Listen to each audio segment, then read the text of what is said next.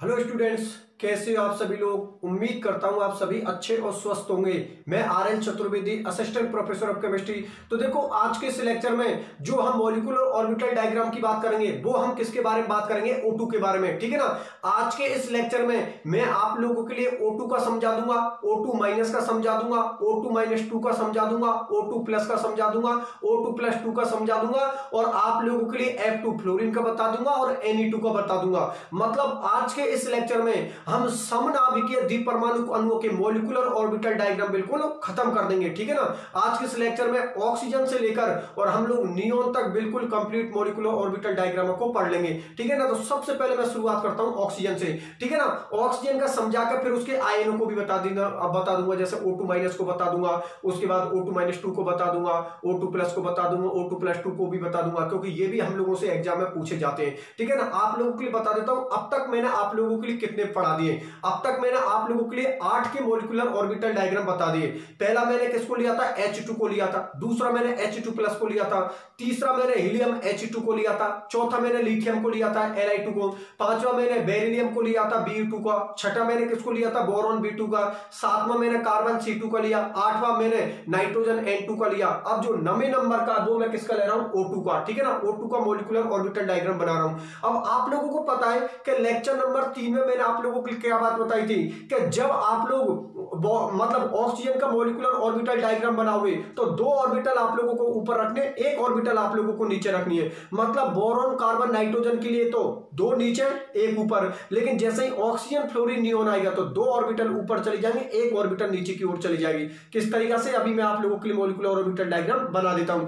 ठीक है ना। तो एक काम करता हूं, सबसे पहले तो मैं मेरे लिए जगह खाली कर लेता हूं। इस पूरे को मिटा रहा हूं भैया। ठीक है ना। इस पूरे को मैं मिटा रहा हूं और मैं आप लोगों के लिए O2 का मॉलिक्यूलर ऑर्बिटल डायग्राम बना देता हूं, क्योंकि मुझे पूरे ही बोर्ड की जरूरत पड़ेगी। तो देखो आप लोग बोर्ड की तरफ, इस पूरे को मिटा देता हूं। ठीक है ना। क्योंकि मुझे पूरे बोर्ड की जरूरत पड़ने वाली है।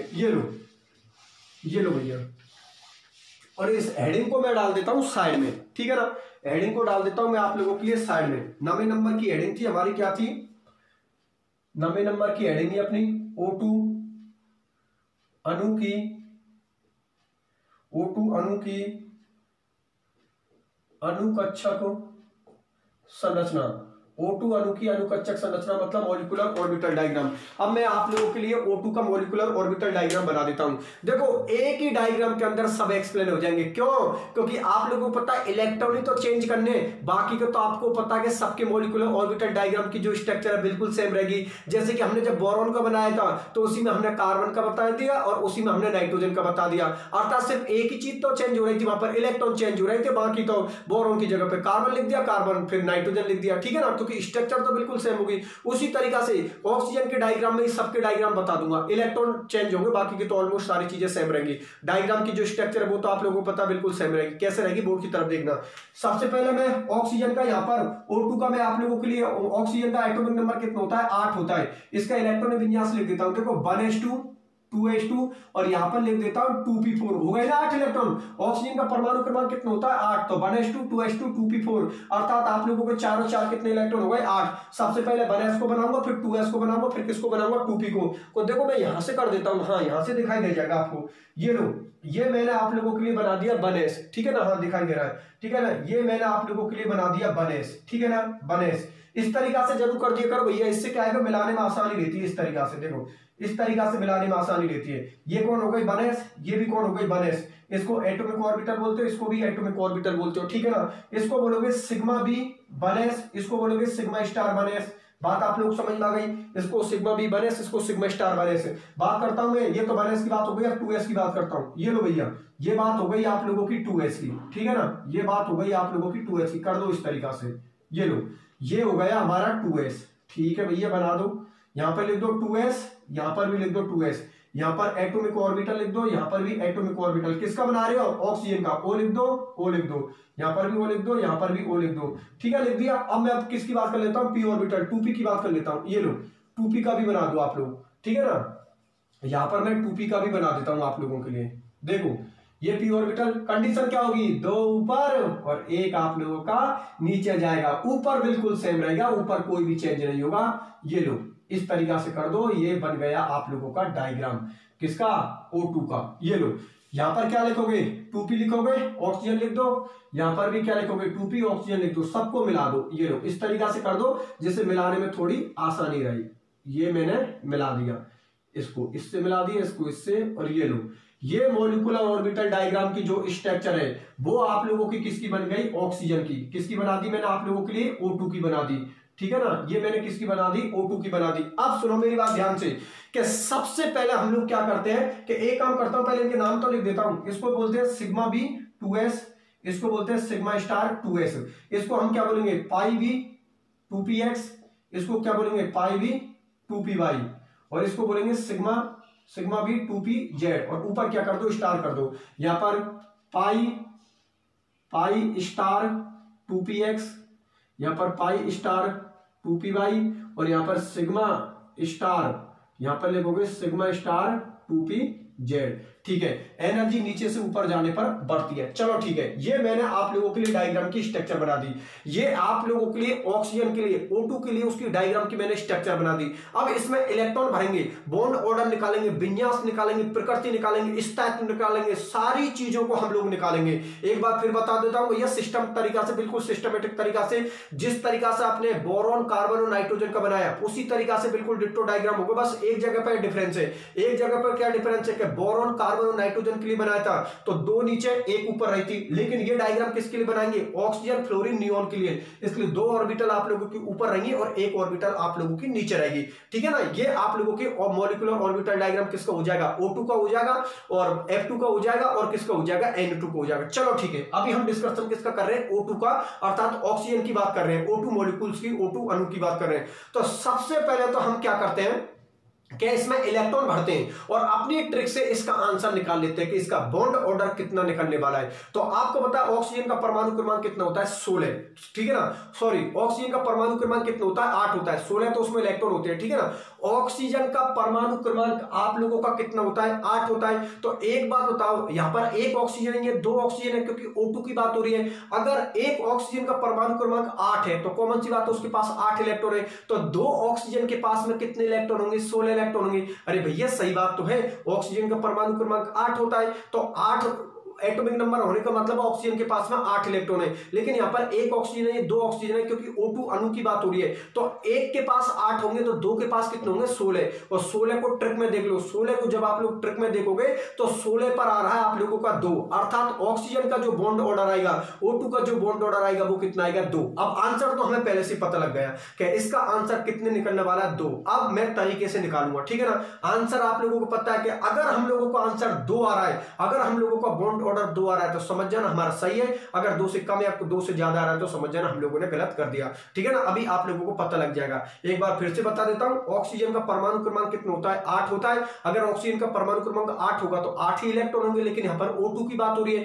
एक ऑक्सीजन के पास में 8 इलेक्ट्रॉन होंगे तो दो के पास में कितने होंगे, 16 इलेक्ट्रॉन होंगे। 16 को ट्रिक में देख लेना, 16 पर आ रहा है 2, अर्थात O2 का जो बॉन्ड ऑर्डर आएगा वो आप लोगों का कितना आएगा, 2।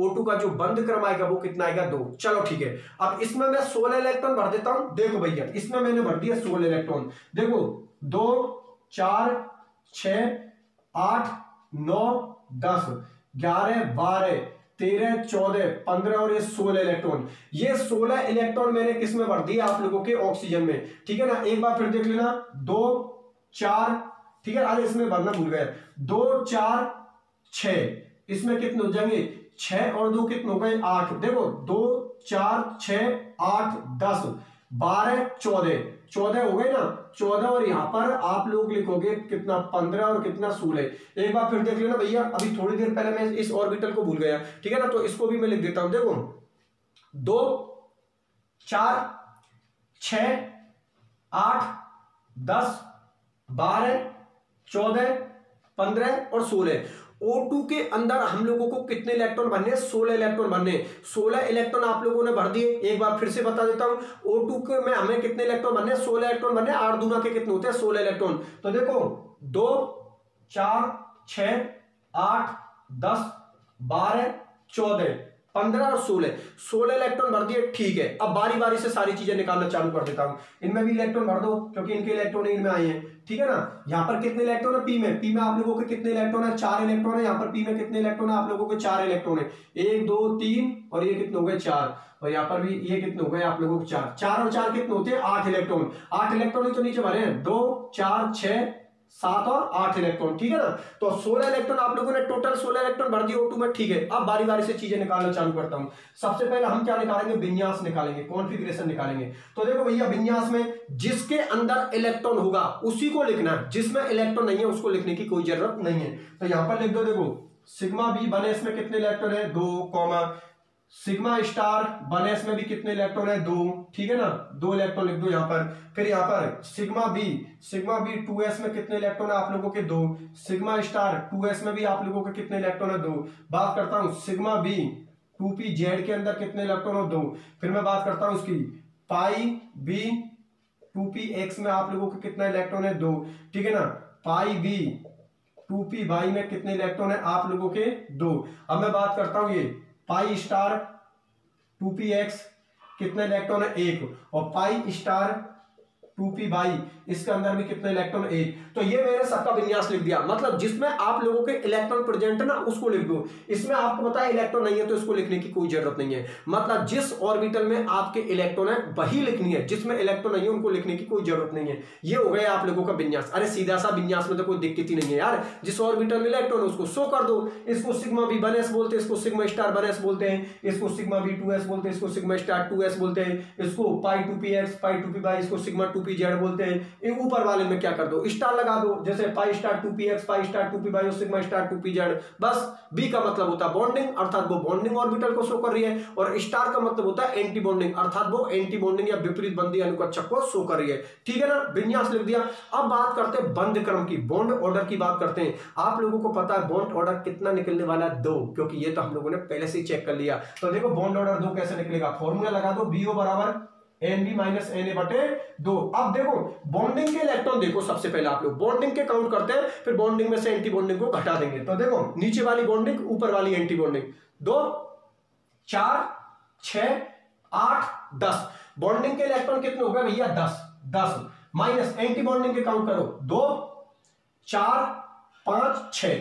यहां पर कितना लिख दिया 6, 2 का भाग लगा दो फॉर्मूले के, भाई ये 2 कहां से फॉर्मूले के अंदर है, ठीक है ना। 10 में से 6 गए तो कितने बच्चे 4 बचे, और 4 में जब आप लोग 2 का भाग लगाओगे तो आपका कितना आएगा 2। इसका मतलब अपनी बात बिल्कुल सही है, क्योंकि आंसर तो ट्रिक से पहले ही निकाल दिया कि इसका 2 निकलने वाला है। इसका मतलब हमारा मॉलिक्यूलर ऑर्बिटल डायग्राम बिल्कुल सही है, ठीक है ना, क्योंकि ट्रिक के अकॉर्डिंग हम लोगों का आंसर कितना निकल रहा था 2, और जब हमने फॉर्मूले के अंदर वैल्यू रखी और सॉल्व किया तब भी हम लोगों को आंसर कितना निकल रहा है 2। इसका मतलब कॉमन सी बात है ये स्थायी होगा। अब बात करते हैं पहले हम बात करें बॉन्ड ऑर्डर की बात हो गई, अब बात करते हैं प्रकृति के, अनुचुंबकीय हो गया प्रतिचुंबकीय। तो चेक कर लेते हैं, अगर इलेक्ट्रॉन युग्मित हुए पेयर्ड हुए तो प्रतिचुंबकीय, और अगर इलेक्ट्रॉन अयुग्मित हुए अनपेयर्ड हुए तो अनुचुंबकीय मतलब पैरामैग्नेटिक।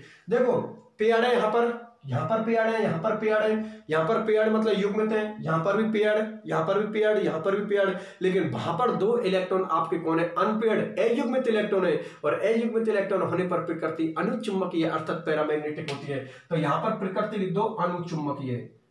अनुचुंबकीय मतलब ये प्रकृति आप लोगों को क्या होगी पैरामैग्नेटिक हो गई। तो विन्यास हो गया, बंध क्रम बॉन्ड ऑर्डर हो गया, आप लोगों की प्रकृति हो गई, और स्थायी में क्या लिखोगे स्थायी। क्यों, क्योंकि जिसका बॉन्ड ऑर्डर 1 आ रहा है 2 आ रहा है 3 आ रहा है उसके लिए हमें क्या लिखना है स्थायी, अर्थात ये क्या होगा आप लोगों का स्टेबल होगा। मेरी बात आप लोग समझ में आ गई, चलो ठीक है। विन्यास में कोई तकलीफ नहीं, सिखा दिया। बॉन्ड ऑर्डर में तो कोई तकलीफ है ही नहीं है, प्रकृति में भी कोई दिक्कत नहीं है, और स्थायी में भी कोई दिक्कत नहीं है। अगर किसी का बॉन्ड ऑर्डर 1 2 3 आ रहा है तो वो स्थायी होगा, और अगर किसी का 0 आ रहा है तो वो अस्थायी अर्थात काल्पनिक होगा, अर्थात वो अणु आप लोगों का नहीं बनेगा, वो मॉलिक्यूल्स आप लोगों का नहीं बनेगा। बात समझ में आ गई, चलो ठीक है। ये डायग्राम किसका हो गया O2 का। आप सुनो मेरी बात ध्यान से, इसी के अंदर में O2 माइनस का, O2 माइनस 2 का, O2 प्लस का, O2 प्लस 2 का सबका बता दूंगा, ठीक है ना। इधर देखो, अब मैं डिस्कशन करता हूं किसका। ये तो आप लोगों को नमी एडिंग किसके लिए बनाया, ये डायग्राम तो मैंने किसके लिए बनाया O2 का। अब मैं बनाऊंगा O2 माइनस का। तो एक बात बताओ यार, बात करते हैं O2 माइनस की। तो देखो आप लोगों को पता है यहां पर बात किसकी हो रही है, O2 माइनस। और माइनस का मतलब आप लोग जानते हो इलेक्ट्रॉन की अधिकता होती है भाई, प्लस का मतलब कमी होती है और माइनस का मतलब क्या होती है, इलेक्ट्रॉन की अधिकता। तो एक बात बताओ, O2 माइनस, अब आपके पास इलेक्ट्रॉन कितने हो गए, 17।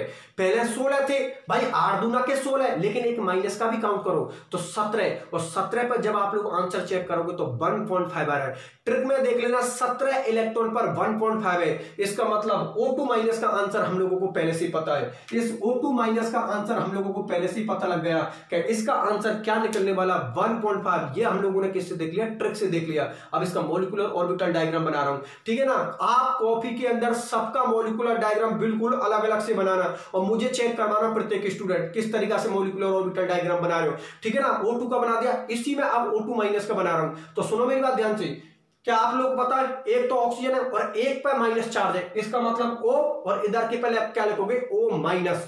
यहां पर क्या लिखोगे, O, और इस पर कौन होगा, O माइनस। ध्यान में रखना, दोनों O2 मत कर देना, O2 माइनस है, O माइनस, यहां पर O, इस पर माइनस, यहां पर O, और इस पर कौन सा होगा, O माइनस। सही बात है ना, चलो ठीक है। अब माइनस का मतलब देखो, 1s में तो इलेक्ट्रॉन सेट है, कोई दिक्कत नहीं है, 2s में भी इलेक्ट्रॉन सेट है, लेकिन अब आपको होता है 2p4 नहीं है, 2p5 हो गया, क्योंकि एक इलेक्ट्रॉन आपका बढ़ गया। पहले कितने थे आप लोगों के, P में कितने इलेक्ट्रॉन थे, 4, क्योंकि O2 का लिख रहे, अब आपको होता है O2 माइनस का लिख रहे हो, 4 और 1 कितने हो गए, अब आप लोगों के 5 हो गए। इसका मतलब एक इलेक्ट्रॉन यहां पर भी बढ़ा और एक इलेक्ट्रॉन आप लोगों को यहां पर भी बढ़ा। सॉरी यहां पर नहीं बढ़ेगा, क्योंकि ये तो O2 का है, तो O2 के तो 4 ही रहेंगे, O2 के तो 4 ही रहेंगे भाई, O2 के तो 4 ही रहेंगे। O2 माइनस ही तो बढ़ेगा, O2 माइनस के 5 होगा, क्योंकि माइनस चार्ज है, माइनस के 1 बढ़ जाएगा। अरे भैया देखो, O2 माइनस का ही तो बना रहे हैं हम लोग, O2 माइनस का बना रहे हैं, तो ये तो O लिख दिया, तो कॉमन सी बात है, O के पास तो 4 इलेक्ट्रॉन ही होंगे, लेकिन O2 माइनस के पास 1 इलेक्ट्रॉन बढ़ गया, तो 4 और 1 कितने हो गए, 5। अब देखो 4 तो ये और 5 और 4 कितने होते हैं, 9 इलेक्ट्रॉन होते हैं। 9 इलेक्ट्रॉन किस में हो गए, एटॉमिक ऑर्बिटल में। अब इसको बॉन्डिंग ऑर्बिटल में पहुंचाओ, बॉन्डिंग एंटी बॉन्डिंग में। तो सुनो मेरी बात ध्यान से, 9 इलेक्ट्रॉन, 2 4 6 इलेक्ट्रॉन हो गई, 7 8, और ये हो गया आप लोगों को 9वां इलेक्ट्रॉन, ठीक है ना। ये इलेक्ट्रॉन आप लोग कितने हो गए, 9। अब टोटल इलेक्ट्रॉनों को काउंट करके देख लो, वो 17 इलेक्ट्रॉन हो रहे हैं, बिल्कुल सही है। देखो 2 4 6 8 10 12 14 15 16 और 17 इलेक्ट्रॉन, बिल्कुल सही बात है। O2 माइनस में 17 इलेक्ट्रॉन ही होते हैं। इस O2 माइनस में कितने इलेक्ट्रॉन होते हैं, 17 इलेक्ट्रॉन होते हैं। 17 इलेक्ट्रॉन होने की वजह से इसका बॉन्ड ऑर्डर कितना आ रहा है, 1.5, ठीक है ना, 1.5। तो देखो आप लोगों ने अब ये पूरा डायग्राम कंप्लीट किसका बन गया, O2 माइनस का। बिल्कुल आप लोग आराम से उतार लेना, ये डायग्राम किसका बन गया, O2 माइनस का, ठीक है। अब विन्यास में देखो, सब कुछ सेम है। यहां पर कितना था, पाई स्टार 2px, इसमें कितना इलेक्ट्रॉन था, पहले हमने 1 लिखा था, यहां पर कितना लिख देते हैं हम लोग, 2 लिख देते हैं, ठीक है ना। यहां पर हम लोग कितना लिख देते हैं, 2। बाकी का तो सब कुछ सेम टू सेम है, वहां पर 2 लिख दिया। बॉन्ड ऑर्डर निकालते हैं, बॉन्ड ऑर्डर पता 1.5 निकलने वाला है। बॉन्ड ऑर्डर आप लोगों का 1.5 निकलने वाला है। कैसे, देख लो, बॉन्डिंग को काउंट करते हैं, एंटी बॉन्डिंग में घटाते हैं। तो बॉन्डिंग देखो, 2 4 6 8 10 तो बॉन्डिंग हुआ है। एंटी बॉन्डिंग को काउंट करो, 2 4 6 और 7, अर्थात यहां पर मैं कितने लिख देता हूं, 7 लिख देता हूं। यहां पर मैं कितने लिख देता हूं, 7 लिख दिया। 10 में से 7 गए तो कितने बचे, 3 बचे, ठीक है ना। और जब आप लोग 3 में 2 का भाग लगाओगे तो कितना आएगा, 1.5 आएगा, अर्थात 1.5 आएगा। और अपनी बात बिल्कुल सही है, क्योंकि आंसर हम लोगों ने पहले से निकाल लिया कि 1.5 निकलने वाला है। और जब हम लोगों ने फॉर्मूले के अंदर वैल्यू रखी तो आंसर 1.5 आ रहा है। इसका मतलब अपना डायग्राम बिल्कुल सही है। और इसकी प्रकृति भी क्या होगी, अनुचुंबकीय है, क्योंकि उसके पास एक अयुग्मित इलेक्ट्रॉन प्रेजेंट है। इसका मतलब ये भी कौन हो गया, अनुचुंबकीय, अर्थात पैरामैग्नेटिक, क्योंकि ये अयुग्मित इलेक्ट्रॉन उसके पास में प्रेजेंट है। बात समझ में आ गई। और इस टाइप में जब भी वैल्यू आप लोगों की फ्रैक्शन में आएगी, जब भी आप लोगों की वैल्यू भिन्न में आती है, तब आपको कुछ नहीं लिखना, तब ये इस टाइप वाले पॉइंट को आप मत लिखना, ठीक है ना। अब इसको लिखने की कोई जरूरत, 3 ही पॉइंट लिखने। जब आप लोगों की वैल्यू भिन्न में आती है, ठीक है ना, तब आप मत लिखना, तब 3 ही पॉइंट लिखना। एक तो विन्यास को लिख देना, एक बंद क्रम को लिख देना, एक प्रकृति को लिख देना, ठीक है ना। इस टाइप आपको तभी लिखना है जब बॉन्ड ऑर्डर 1 आ रहा है, 2 आ रहा है, 3 आ रहा है, तो इस टाइप लिख देना। और अगर 0 आ रहा है तो एस टाइप लिख देना। और अगर भिन्न में आ रहा है, फ्रैक्शन में आ रहा है, तो मत लिखना आप लोग इस वाले पॉइंट को, ठीक है ना। अब सुनो मेरी बात ध्यान से, ये पूरा डायग्राम किसका बन गया, O2 माइनस का। और आप लोगों को समझ में भी आ गया, कोई दिक्कत नहीं है। लेकिन एक गौर करने वाली बात है, जब मैंने लेक्चर नंबर 3 में आप लोगों के लिए एक चीज बताई थी क्या कि बॉन्डिंग में जैसे जैसे इलेक्ट्रॉन बढ़ेंगे बॉन्ड ऑर्डर बढ़ेगा और एंटी बॉन्डिंग में जैसे ही इलेक्ट्रॉन बढ़ा बॉन्ड ऑर्डर आप लोगों का घट जाएगा। तो मुझे एक बात बताओ, जब आप लोगों ने O2 का डायग्राम बनाया था, O2 का डायग्राम आप लोगों ने इस तरीका से बनाया था। O2 के अंदर यहां पर एंटी बॉन्डिंग में कितने इलेक्ट्रॉन थे? 2। O2 के अंदर एंटी बॉन्डिंग में कितने इलेक्ट्रॉन थे? 2। और उसका बॉन्ड ऑर्डर कितना निकल रहा था? 2। लेकिन जैसे ही आपने O2 माइनस का बनाया तो आपको होता है 2 से आपके एंटी बॉन्डिंग में कितने इलेक्ट्रॉन हो गए? 3। और जैसे 3 इलेक्ट्रॉन हुए एंटी बॉन्डिंग में वैसे ही आप लोगों का बॉन्ड ऑर्डर घट गया। 2 से कितने पर आ गया? 1.5 पर। भाई O2 माइनस का बनाया तो यहां पर एंटी बॉन्डिंग में कितने? 2 इलेक्ट्रॉन थे। जैसे ही मैंने इसमें अगला इलेक्ट्रॉन पहुंचाया अर्थात O2 माइनस के 17 इलेक्ट्रॉन किए तो एंटी बॉन्डिंग में 1 इलेक्ट्रॉन और बढ़ गया और एंटी बॉन्डिंग में जैसे ही इलेक्ट्रॉन बढ़ा आपका बॉन्ड ऑर्डर 2 से घटकर कितने पर आ गए? 1.5 पर। इसका मतलब वो छठा पॉइंट हमारा क्लियर हुआ क्या कि एंटी बॉन्डिंग में अगर इलेक्ट्रॉन जाएगा तो बॉन्ड ऑर्डर आप लोगों का घटेगा।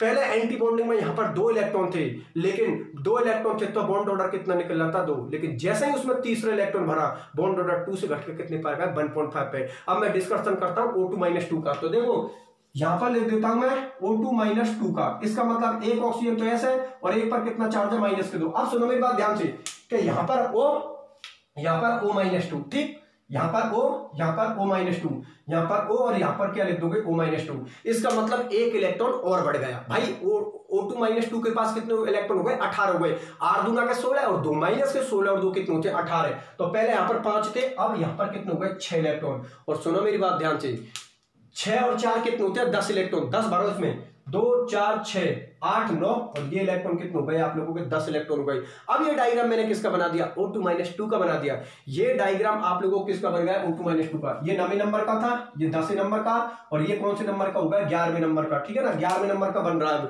ये O2 - 2 का डायग्राम हो गया, ठीक है ना? O2 - 2 का डायग्राम है। सबसे पहले अपना आंसर चेक करते हैं। तो एक बात बताओ, O2 - 2 के पास कितने इलेक्ट्रॉन होते हैं? 18। O2 - 2 के पास कितने इलेक्ट्रॉन होते हैं? 18। और आप लोग ट्रिक में देख लेना 18 पर कितना आ रहा है? 1। अर्थात O2 - 2 का जो बॉन्ड ऑर्डर आ रहा है ट्रिक के अकॉर्डिंग वो कितना आ रहा है? 1। हमने आंसर चेक कर लिया।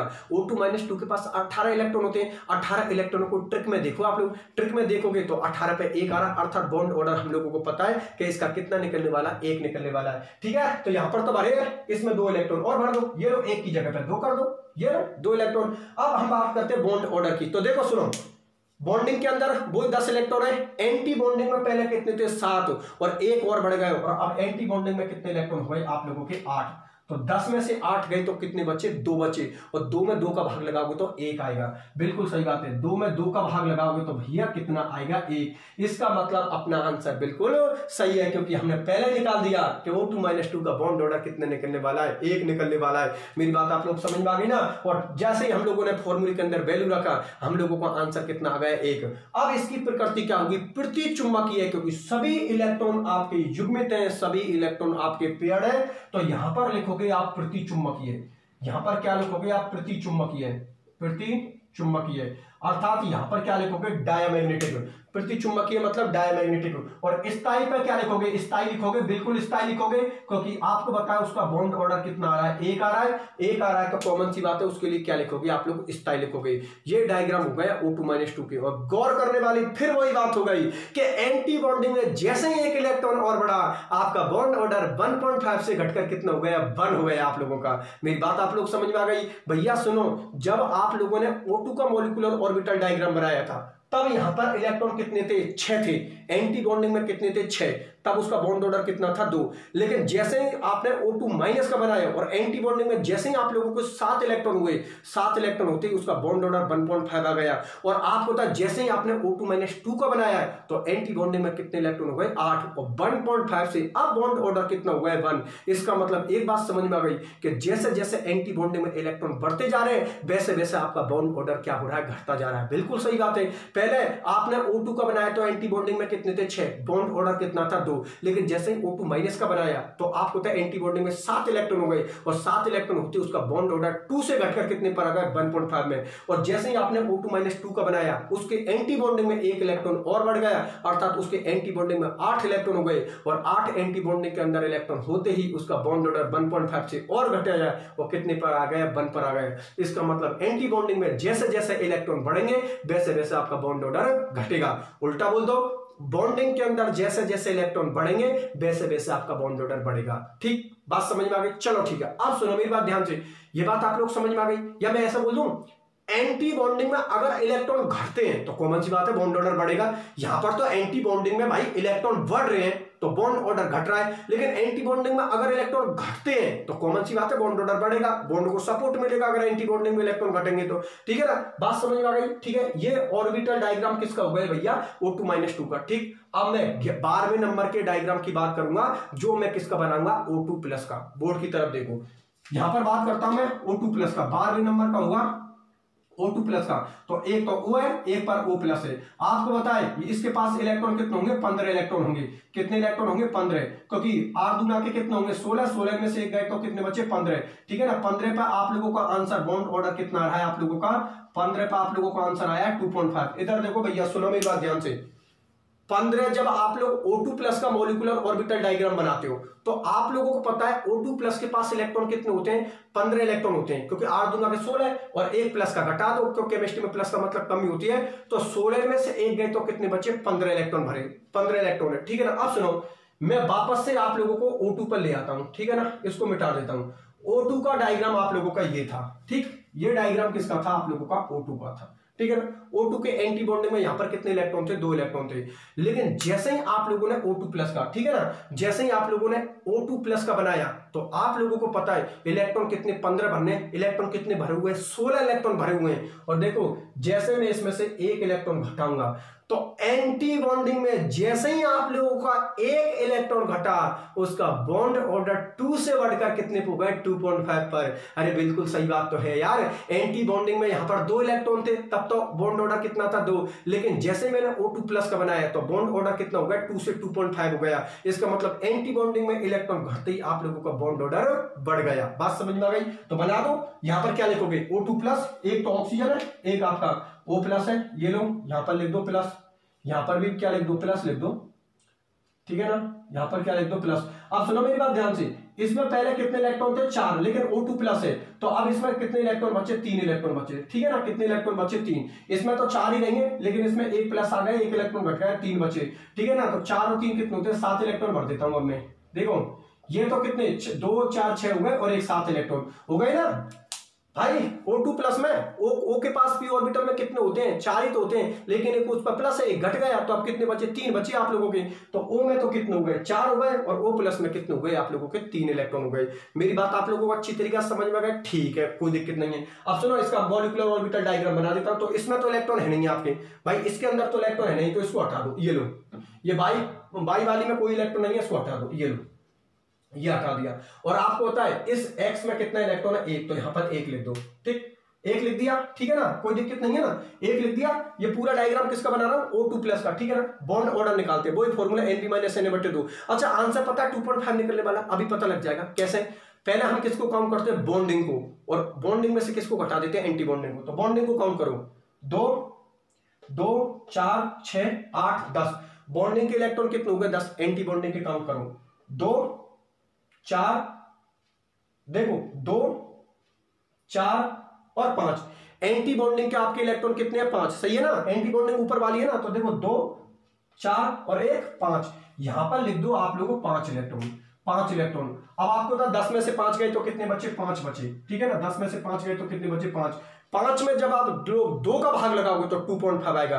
और अपनी बात बिल्कुल सही है, क्योंकि आंसर तो हम लोगों ने पहले देख लिया कि इसका कितना निकलने वाला है? 2.5। तो यहां पर लिख दो भैया 2.5। ये लो, ये डायग्राम हो गया आपका O2 प्लस का। और यहां पर क्या लिखोगे? प्रतिचुंबकीय नहीं, अनुचुंबकीय, पैरामैग्नेटिक, क्योंकि एक अनपेड इलेक्ट्रॉन है। तो यहां पर लिख दो अनुचुंबकीय, पैरामैग्नेटिक। यहां पर लिख दो अनुचुंबकीय, मतलब पैरामैग्नेटिक। और यहाँ पर स्थायी अस्थायी को उसको मत लिखना, क्योंकि बॉन्ड ऑर्डर किस में आ रहा है, फ्रैक्शन में आ रहा है, भिन्न में आ रहा है, पॉइंटों में आ रहा है, तो बॉन्ड आप लोग स्थायी को स्टेबिलिटी को मत लिखना। मेरी बात आप लोग समझ में आ गए। ये आप लोगों का डायग्राम किसका हो गया, O2+ का हो गया, बिल्कुल आप लोगों के सामने, ठीक है ना। एंटी बॉन्डिंग में इलेक्ट्रॉन जब हम लोगों का बढ़ा था तब आपको पता हमारा बॉन्ड ऑर्डर घटा था, लेकिन एंटी बॉन्डिंग में जैसे ही इलेक्ट्रॉन घटा हमारा बॉन्ड ऑर्डर बढ़ गया, क्योंकि जब आप लोगों ने O2 का बनाया तो आप लोगों का बॉन्ड ऑर्डर इस तरीका से O2 का डायग्राम था, और आप लोगों को जो बॉन्ड ऑर्डर आ रहा था वो O2 का बॉन्ड ऑर्डर कितना आ रहा था, 2 आ रहा था। लेकिन जैसे हमने O2+ का बनाया तो एक इलेक्ट्रॉन घट गया, एक इलेक्ट्रॉन घटते ही उसका बॉन्ड ऑर्डर 2 से कितना हो गया, 2.5, क्योंकि एंटी बॉन्डिंग में जैसे ही इलेक्ट्रॉन घटा बॉन्ड ऑर्डर हम लोगों का बढ़ गया। इसका मतलब बात क्लियर हो गई क्या, जब एंटी बॉन्डिंग के अंदर इलेक्ट्रॉन बढ़ता है तो बॉन्ड ऑर्डर घटता है, लेकिन जब एंटी बॉन्डिंग में इलेक्ट्रॉन घटता है तो बॉन्ड ऑर्डर बढ़ता है। बस ये चीज समझा रहा हूं मैं आप लोगों के लिए। चलो ठीक है, अब मैं 13वें नंबर की बात करता हूं, ठीक है ना। 13वें नंबर का किसका होगा, हमारा O2+2 का, तो देख लो उसको।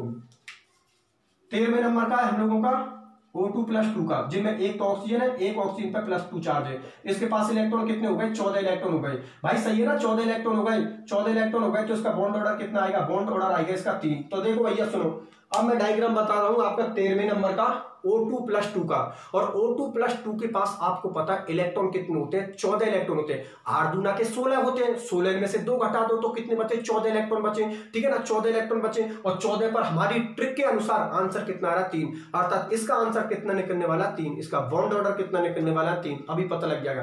पहले तो मैं इसमें इलेक्ट्रॉन भर देता हूं 14 इलेक्ट्रॉन भर देता हूं, तो देखो 2 4 6 8 10 12 14, और आप लोगों को पता है एंटी बॉन्डिंग के अंदर एक इलेक्ट्रॉन है वो आप लोगों का घट गया।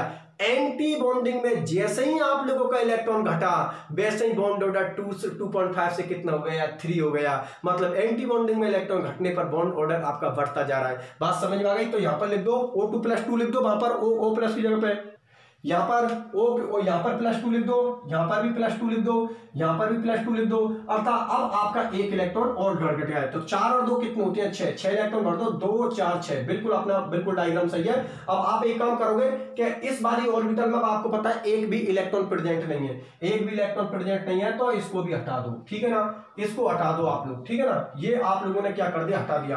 अब हमारी कहानी, हमारी स्टोरी केवल बी तक बॉन्डिंग तक ही हो गई, ठीक है ना, क्योंकि एंटी बॉन्डिंग में हमारा एक भी इलेक्ट्रॉन नहीं है पी वाली के अंदर। बात आप लोग समझ में आ गई।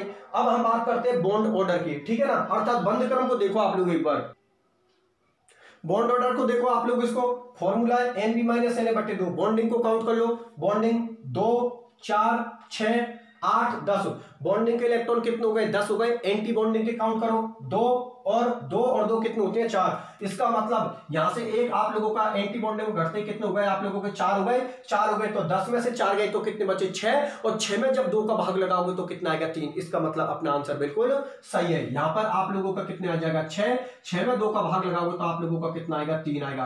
अर्थात O2+2 का जो बॉन्ड ऑर्डर आ रहा है वो कितना आ रहा है, 3। बिल्कुल सही बात है, क्योंकि ट्रिक के अनुसार हम लोगों ने पहले चेक कर लिया कि उसका आंसर कितना निकलने वाला है, 3 निकलने वाला है। मेरी बात आप लोग समझ में आ गई। और इसकी जो प्रकृति होगी, इसकी प्रकृति भी क्या होगी, प्रतिचुंबकीय, क्योंकि सारे इलेक्ट्रॉन युग्मित हैं, पेयर्ड इलेक्ट्रॉन है, और जब इलेक्ट्रॉन पेयर्ड होते हैं तो प्रकृति प्रतिचुंबकीय होती है, क्योंकि एक इलेक्ट्रॉन दूसरे इलेक्ट्रॉन की वैल्यू को कैंसिल आउट कर देता है। तो यहां पर लिख दो भैया प्रतिचुंबकीय। क्या लिखोगे यहां पर, प्रतिचुंबकीय, प्रतिचुंबकीय, अर्थात यहां पर लिखोगे आप लोग डायमैग्नेटिक। मेरी बात आप लोग समझ में आ गई। यहां पर प्रकृति प्रतिचुंबकीय डायमैग्नेटिक लिख देना, और इस टाइप में अब लिख देना, क्योंकि उसका बॉन्ड ऑर्डर तो 3 आ रहा है, इसका मतलब ये तो बहुत ज्यादा स्थायी है, तो यहां पर लिख देना स्थायी, अर्थात ये होगा स्टेबल। ये होता है भैया ऑक्सीजन की पूरी कहानी खत्म।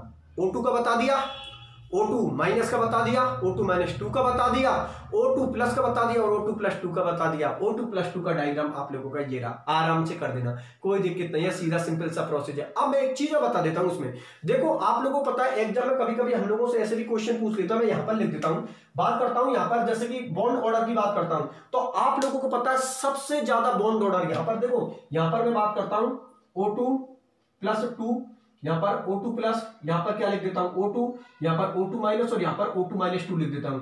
आप लोगों को पता है इसका बॉन्ड ऑर्डर कितना निकला है, इसका बॉन्ड ऑर्डर कितना निकला 3, इसका कितना निकला 2.5, इसका कितना निकला 2, इसका 1.5 और इसका कितना निकला 1।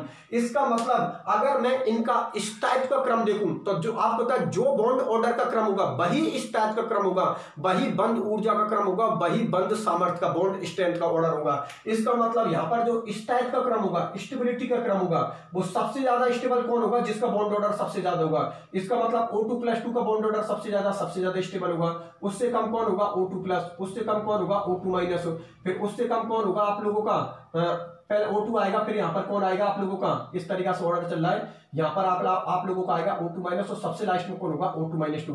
मेरी बात आप लोग समझ में आ गई? अरे भैया सही है ना, जिसका बॉन्ड ऑर्डर सबसे ज्यादा होगा वो सबसे ज्यादा स्टेबल होगा। तो सबसे ज्यादा स्टेबल इनमें कौन है O2 प्लस 2, ठीक है ना। फिर कौन होगा O2 प्लस, फिर कौन होगा O2, फिर कौन होगा आप लोगों का O2 माइनस और सबसे कम स्टेबल कौन होगा O2 माइनस 2। मतलब जिसका बॉन्ड ऑर्डर सबसे ज्यादा आ रहा है, जिसका बंद क्रम सबसे ज्यादा रहा है, वो सबसे ज्यादा स्थायी होगा, स्टेबल होगा। क्योंकि ये चीज मैंने आप लोगों के लिए लेक्चर नंबर 3 में बता दी कि बंद क्रम बॉन्ड ऑर्डर समानुपाती होता है बंद ऊर्जा के, समानुपाती होता है बंद सामर्थ्य के, समानुपाती होता है इस टाइप के स्टेबिलिटी के।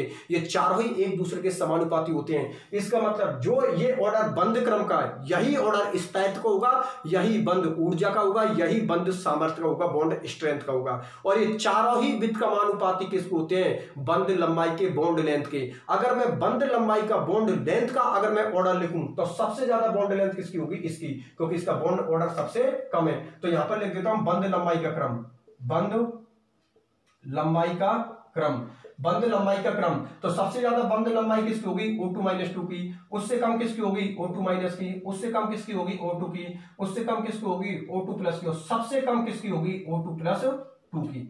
मेरी बात आप लोग समझ में आ गई, ठीक है ना। इसका मतलब जिसका बंद क्रम सबसे ज्यादा होगा उसकी बंद लंबाई सबसे कम होगी, और जिसका बंद क्रम सबसे ज्यादा होगा उसका स्थायित्व सबसे ज्यादा होगा। बिल्कुल सही बात है। यहां पर 3 बॉन्ड बनेंगे तो ज्यादा एनर्जी खर्च होगी बॉन्ड को तोड़ने के लिए, तो बंद की सामर्थ्य भी ज्यादा होगी, बंद की ऊर्जा भी ज्यादा होगी, तो कॉमन सी बात है उसका स्थायित्व क्या होगा, ज्यादा। इसका मतलब बंद क्रम समानुपाती स्थायित्व, समानुपाती बंद सामर्थ्य, समानुपाती बंद ऊर्जा, व्युत्क्रमानुपाती बंद लंबाई, बॉन्ड लेंथ। ये आप लोगों का पूरा कॉन्सेप्ट था। आराम से कर देना, कोई दिक्कत नहीं है, पूरी चीजें मैंने आप लोगों के लिए समझा दी, ठीक है ना। अब सुनो मेरी बात ध्यान से, ऑक्सीजन का काम खत्म। अब डिस्कशन करते हैं फ्लोरीन का और डिस्कशन करते हैं नियोन का। ये 2 डायग्राम के क्लियर होते ही आप लोगों का ये टॉपिक खत्म हो जाएगा, ठीक है ना। तो कितनी हेडिंग हो गई हमारी, 13 हो गई। अब 14वें नंबर की हेडिंग डालेंगे हम लोग फ्लोरीन की, F2 की बात करेंगे। तो मैं जहां से मुझे मिटाने लायक चीजें उन चीजों को तो मैं मिटा देता हूं, और अब बात करते हैं F2 के डायग्राम की, अर्थात फ्लोरीन के मॉलिक्यूल्स की बात करते हैं। तो इसको मिटा देता हूं भैया, क्योंकि इनका काम तो हो गया खत्म, ठीक है ना। इनका काम हो गया आप लोगों का अब खत्म। अब बात करते हैं हम फ्लोरीन की। देख लो भैया फ्लोरीन F2 को भी देख लो आप लोग। ऑक्सीजन है, यहां से ऑक्सीजन को हटा दो, क्योंकि अब नंबर किसका आ जाएगा, फ्लोरीन का। ये लो, बात करते हैं अब हम F2, ठीक। किसकी बात करते हैं, अब F2 की बात करते हैं।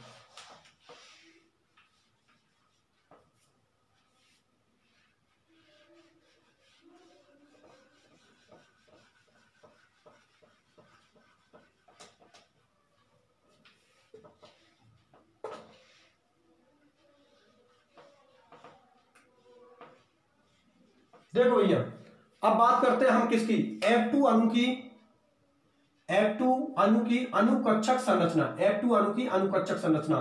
फ्लोरीन का एटॉमिक नंबर कितना होता है, 9। क्या लिखते हो, 1s2 2s2 2p5, ठीक है ना। फ्लोरीन का क्या लिखते हो, 1s2 2s2 2p5 हो गए ना। 5 7 और 2 9। भाई जिसका जितना परमाणु क्रमांक होता है उसमें उतने ही इलेक्ट्रॉन और उतने ही प्रोटॉन होते हैं। तो प्रोटॉन की तो कोई बात नहीं हो रही, यहां पर तो इलेक्ट्रॉन की बात हो रही है। इसका मतलब फ्लोरीन के पास जो इलेक्ट्रॉन होते हैं वो कितने होते हैं, 9, क्योंकि उसका परमाणु क्रमांक कितना होता है, 9। एटॉमिक नंबर कितना होता है, 9।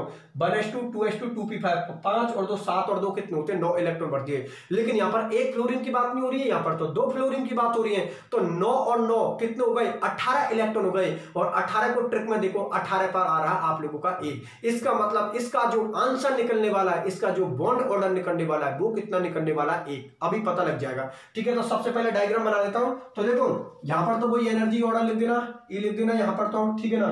यहां पर एफ लिख दो, यहां पर भी एफ लिख दो, यहां पर एफ लिखो, यहां पर एफ लिख दो, ठीक है। यहां पर भी एफ लिख दो और यहां पर इसको मिटा के एफ लिख दो, क्योंकि डायग्राम किसका बनना है, F2 का। ठीक है ना। पहले यहां पर एटॉमिक ऑर्बिटल लिख दो और यहां पर एफ लिख दो, ठीक है ना। इलेक्ट्रॉन कितने बनने हैं, कितने इलेक्ट्रॉन बनने, 18 इलेक्ट्रॉन बनने ना, तो 18 भर दो। 2 4 6 8 10 12 14 14 15 16 17 और 18 इलेक्ट्रॉन हो गए। 18 इलेक्ट्रॉन हो गए, यहां पर 5 करो। यहां पर 4 थे, अब कितने इलेक्ट्रॉन हो गए, 5 इलेक्ट्रॉन हो गए, ठीक है ना। यहां पर कितने इलेक्ट्रॉन हो गए, 5 इलेक्ट्रॉन हो गए। ये लो भैया 5 इलेक्ट्रॉन यहां पर भर दिए, ठीक है ना। तो 5 और 5 कितने हो गए, 5 ये 5 ये, 5 और 5 कितने होते हैं, 10। भर दो यहां पर 2 4 6 8 और 10 इलेक्ट्रॉन भर दिए। ठीक, आप लोगों ने भर दिए, कोई दिक्कत नहीं है। अब यहां तक तो आप लोगों का कॉन्फ़िगरेशन लिखा हुआ। अब इनमें लिख दो पाई स्टार 2px, कितने इलेक्ट्रॉन है, 2, कॉमा करते हुए pi star comma pi star 2py, कितने इलेक्ट्रॉन है, 2। ये हो गया आप लोगों का F2 का विन्यास। अब बात करते हैं बॉन्ड ऑर्डर की। बॉन्डिंग इलेक्ट्रॉन को काउंट कर लो और एंटी बॉन्डिंग घटा दो, मतलब बॉन्डिंग में से एंटी बॉन्डिंग घटा दो। बॉन्डिंग काउंट करो, नीचे वाली बॉन्डिंग, ऊपर वाली एंटी बॉन्डिंग। 2 4 6 8 10 10 इलेक्ट्रॉन किसको हो गए, बॉन्डिंग को हो गए। अब एंटी बॉन्डिंग के काउंट करो, 2 2 4 6 8, अर्थात एंटी बॉन्डिंग के इलेक्ट्रॉन हमारे कितने हो गए, 8। अब एक बात बताओ, एंटी बॉन्डिंग के इलेक्ट्रॉन 8 हो गए, तो 10 में से 8 गए तो कितने बचे, 2 बचे। और 2 में 2 का भाग लगाओगे तो कितना आएगा, 1। इसका मतलब अपना आंसर बिल्कुल सही है, क्योंकि इसका बॉन्ड ऑर्डर हम पहले ही निकाल चुके हैं कि कितना आने वाला है, 1। क्योंकि 9 और 9 कितने होते हैं, 18, और 18 पे कितना आ रहा था, 1। इसका मतलब यहां पर लिख दो 2 और 2 में 2 का भाग लगाओगे तो कितना आएगा, 1। प्रकृति युग्मित इलेक्ट्रॉन, युग्मित सारे इलेक्ट्रॉन आपके युग्मित हैं, सभी इलेक्ट्रॉन आपके पेयर्ड है। तो ऐसी कंडीशन में प्रकृति होती है प्रतिचुंबकीय है, अर्थात डायामैग्नेटिक। प्रतिचुंबकीय अर्थात ये हो गया आप लोगों का डायामैग्नेटिक, ठीक है ना। और इस टाइप में तो स्थायी लिखना ही, क्योंकि उसका बॉन्ड ऑर्डर कितना आ रहा है, 1। यहां पर लिख दो स्थायी स्टेबल। बात आप लोगों को समझ में आ गई, चलो ठीक है।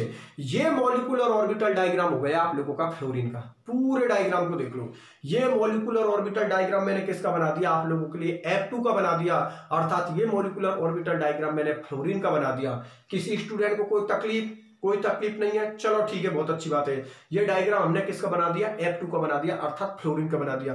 अब last and final molecular orbital diagram बनाने वाला हूं मैं नियोन का, Ne2 का, ठीक है। अक्रिय गैस होती है। तो एक बात बताओ, अभी मैं पहले हेडिंग डाल देता हूं, उसके बाद डिस्कशन करूंगा।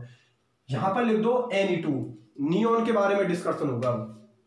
Ne2, इसका परमाणु क्रमांक कितना होता है, नियोन का 10। परमाणु क्रमांक कितना होता है, 10। यहां पर लिख दो 6। तो 1s2 2s2 2p6, 6 और 2 8 और 2 कितने होते हैं, 10, ठीक है ना। अर्थात Ne2 की बात हो रही है, तो 10 और 10 कितने इलेक्ट्रॉन हो गए, इसके पास कितने इलेक्ट्रॉन हो गए, 20 इलेक्ट्रॉन। और आपको पता है इसका जो बॉन्ड ऑर्डर निकलेगा, वो बॉन्ड ऑर्डर कितना निकलेगा, 0। क्योंकि आप लोगों को पता है 10 और 10 कितने होते हैं, 20, और 20 पर हम लोगों को ट्रिक में जो बॉन्ड ऑर्डर आ रहा है वो आ रहा है 0। इसका मतलब इसका आंसर क्या निकलने वाला है, 0। और इसका तो आंसर 0 निकलना ही चाहिए, क्योंकि वो तो अक्रिय गैस होती है, वो तो किसी बॉन्ड का फॉर्मेशन करती नहीं है। अगर वो बॉन्ड का फॉर्मेशन नहीं करेगी तो कॉमन सी बात है, बॉन्ड ऑर्डर 0 ही तो निकलेगा, ठीक है ना। तो यहां तक तो हमने विन्यास लिख रखा है, कोई दिक्कत नहीं है, ठीक है ना। अब एक काम करते हैं, हमें तो यहां पर लिखना है, इसमें कितने इलेक्ट्रॉन भरने हैं, 20 इलेक्ट्रॉन भरने हैं। पहले तो एक काम करो, सभी जगह नियोन लिख दो आप लोग। यहां पर भी नियोन लिखो, फ्लोरीन को हटा दो, नियोन लिख दो। ये लो, फ्लोरीन हटा दिया, नियोन लिख दिया। फ्लोरीन हटाओ, नियोन लिखो। फ्लोरीन हटाओ, यहां पर भी नियोन लिखो। और यहां पर भी आप लोग क्या लिख दो, नियोन लिख दो, ठीक है। इलेक्ट्रॉन कितने बनने, 20 इलेक्ट्रॉन बनने ना। 2 4 6 8 10 12 14 16 18 और 20 इलेक्ट्रॉन हो गए। और इनमें भी 6 इलेक्ट्रॉन कर दो। ये लो, 6 और 6 कितने होते हैं, 12 इलेक्ट्रॉन हो गए। 2 4 6 8 10 और 12 इलेक्ट्रॉन कंप्लीट हो गए। टोटल इलेक्ट्रॉन को काउंट करोगे तो 20 इलेक्ट्रॉन हो गए। 20 बॉन्डिंग में और 20 एंटी बॉन्डिंग में। बॉन्डिंग ने एंटी बॉन्डिंग को क्या कर दिया, कैंसिल आउट कर दिया। और अगर इलेक्ट्रॉन कैंसिल आउट हो गए तो कॉमन सी बात है, बॉन्ड ऑर्डर क्या निकलेगा, 0। बिल्कुल सही बात है, क्योंकि बॉन्डिंग के इलेक्ट्रॉन कितने, 10, और एंटी बॉन्डिंग के भी कितने इलेक्ट्रॉन हो गए, 10, ठीक है ना। यहां पर इसको और शो कर दो, इसमें सिग्मा स्टार 2pz में आप लोगों के कितने इलेक्ट्रॉन होंगे, 2। बॉन्ड ऑर्डर निकाल लो, 0 निकलने वाला है। देखो बॉन्डिंग में कितने, 10 काउंट कर लो, 2 4 6 8 10। एंटी बॉन्डिंग की काउंट करो, 2 4 6 8 10। और आप पता है 10 में से 10 गए तो कितने बचे 0, और 0 में जब 2 का भाग लगाते हैं तो क्या आता है 0, अर्थात इसका जो बॉन्ड ऑर्डर आएगा वो क्या आएगा 0।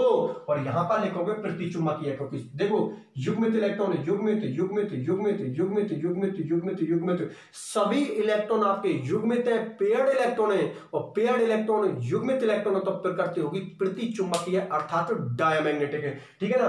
और इस टाइप में क्या लिखोगे अस्थायी, कोष्टक में लिख देना काल्पनिक, ठीक है ना। यहां पर क्या लिखोगे अस्थायी लिख दो, यहां पर लिख दो अस्थायी, कोष्टक में लिख देना भैया काल्पनिक, काल्पनिक। इसका मतलब ये हुआ कि ये अणु आप लोगों का नहीं बनता, क्योंकि इसका बॉन्ड ऑर्डर कितना आ रहा है 0। तो नीचे लिख देना अतः Ni2 अणु नहीं बनता है, क्योंकि इसका बॉन्ड ऑर्डर 0 आ रहा है, ठीक है ना, अर्थात यह काल्पनिक होता है। बात मेरी आप लोग समझ में आ गई। एग्जाम में क्वेश्चन इस तरीका से आ जाता है कि Ni2 अणु काल्पनिक होता है या अस्थायी होता है, एमओटी डायग्राम के आधार पर समझाइए, मॉलिक्यूलर ऑर्बिटल डायग्राम के आधार पर समझाइए।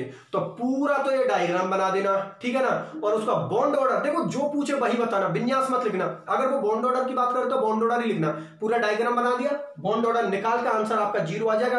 पहले तो ट्रिक में देख लेना, आपको पता है Ni2 को कितना आएगा 0 आएगा, आप लोगों का आंसर यहाँ पर 0 आएगा, नीचे लिख देना इसका बॉन्ड ऑर्डर 0 आता है, अतः ये अस्थायी होता है अर्थात ये काल्पनिक होता है। ये लो हो गया आंसर, नंबर पूरे ले लो, कहीं पर भी नहीं कटने वाला है। बस इसका ध्यान में रखना, फ्लोरीन ऑक्सीजन, फ्लोरीन और आप लोगों का ऑक्सीजन, फ्लोरीन ऑक्सीजन और आप लोगों का जो नियोन का डायग्राम होगा उसमें एक नीचे 2 ऊपर, और बोरॉन कार्बन नाइट्रोजन का जो डायग्राम होगा उसमें ये 2 तो नीचे चले जाएंगे, ये 1 ऊपर चल जाएगा, जो कि मैंने आप लोगों को लेक्चर नंबर 3 में समझा दिया, ठीक है ना। और बोरॉन कार्बन नाइट्रोजन के डायग्राम बनाए थे तब भी मैंने आप लोगों के लिए समझा दिया। पहले तो ये बात बताओ, ये बात समझ में आ गई ना। ये डायग्राम किसका बनाया, ऑक्सीजन का, फ्लोरीन का, नियोन का, 1 नीचे 2 ऊपर। और यही डायग्राम अगर बोरॉन कार्बन नाइट्रोजन के लिए बनाते तो 2 नीचे 1 ऊपर, जो कि सारी चीजें मैंने आप लोगों के लिए समझा दी, ठीक। तो इसी के साथ आज के इस लेक्चर के साथ ही समनाभिकीय द्विपरमाणु अणु होमोएनुलर डाइएटम मॉलिक्यूल के मैंने मॉलिक्यूलर ऑर्बिटल डायग्राम अर्थात अणुकक्षक डायग्राम पूरे मैंने आप लोगों के लिए समझा दिए। अणुकक्षक चित्र, मॉलिक्यूलर ऑर्बिटल डायग्राम सभी मैंने आप लोगों के लिए समझा दिए, ठीक है। अब अगले लेक्चर में जो डिस्कशन करेंगे वो करेंगे विषम नाभिकीय द्विपरमाणु अणु अर्थात हेटेरोएनुलर डाइएटमिक मॉलिक्यूल, इनके हम मॉलिक्यूलर ऑर्बिटल डायग्राम बनाएंगे, ठीक है ना। तो अगले लेक्चर में मिलते हैं, ठीक है ना। यहां तक सारी चीजों को अच्छी तरीके से उतार लेना, एक एक चीज को सिस्टमेटिक तरीका से, जैसे मैंने बोली है नोट्स में उसी के अकॉर्डिंग करना, और फियर कॉपी में जो एग्जाम की उसमें भी उसी तरीका से लिखना।